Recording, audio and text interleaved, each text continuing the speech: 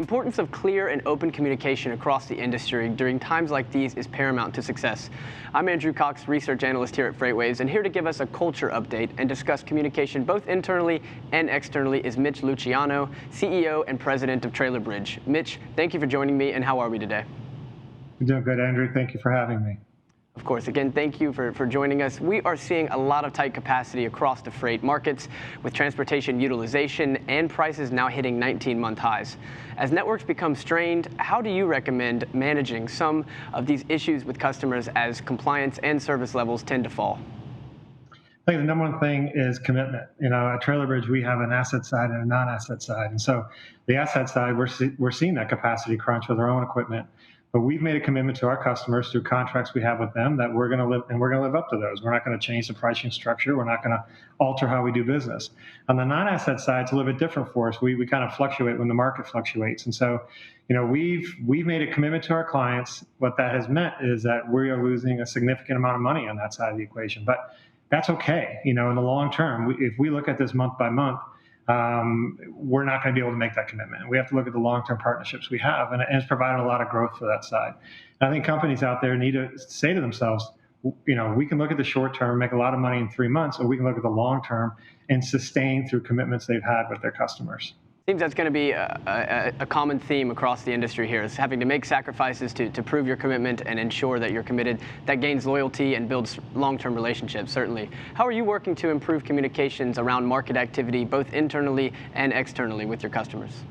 Well, internally, it's pretty easy for us because we had a lot of this going into the pandemic. So we communicate a lot internally already with our team, with the intranet, monthly town halls, daily, weekly Zoom calls with people throughout the entire company. We have a lot of staff that's in the office too still, so they're able to communicate with each other. And externally, it's just about making sure our team talks to our customers, our carriers, our vendors on a regular basis, and then we provide them more information with email campaigns and other forms of communication that we just keep pushing information out, let them know how we're doing, what we're doing. And it's really played a big role and provided a lot of value for our clients and ultimately for us in the long run.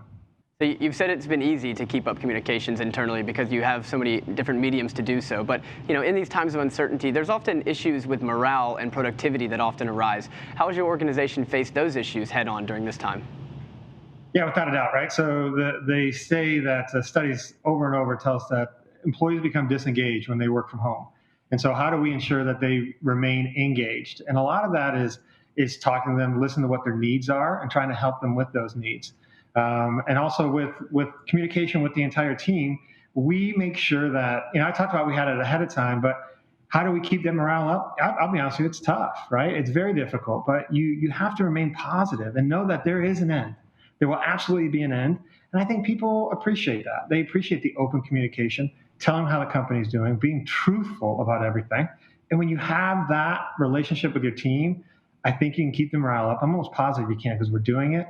And then I also believe you can, they won't lose it, right? I mean, I want to lose it a little bit sitting at home, but making sure they remain positive is going to be really important. And we're able to do that right now by just communicate. Positivity and truth. That seems like two things that we all need to take more into our life. But what have been some of the biggest challenges of operating in this environment? And how are you working to overcome them as an organization? I think the biggest challenge that we have faced is when your team does get hit with the virus. And it's usually not just one person on a singular group. It's a group of people that have a dedicated job to get done.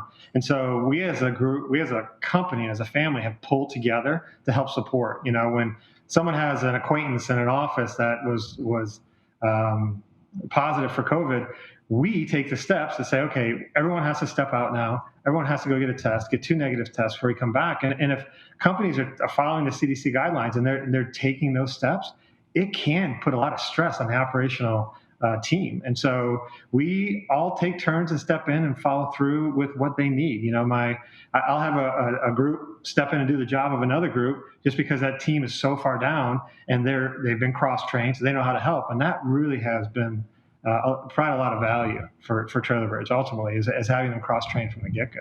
Yeah, I mean, that's you were set up for a situation like this in which you had to have people step into different roles.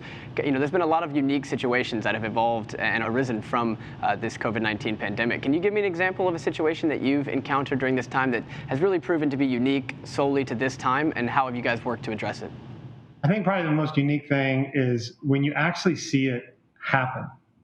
When you see your professional family, or God forbid, your personal family get hit by the virus, what can we do to make sure that we make their lives easier? Seeing that emotion, that raw emotion, people don't know what's about to happen. We've had horrible cases, and we've had some people that just got through it with no problem. I think it's probably the most unique thing. When people, if you don't experience it, you don't know what it's like.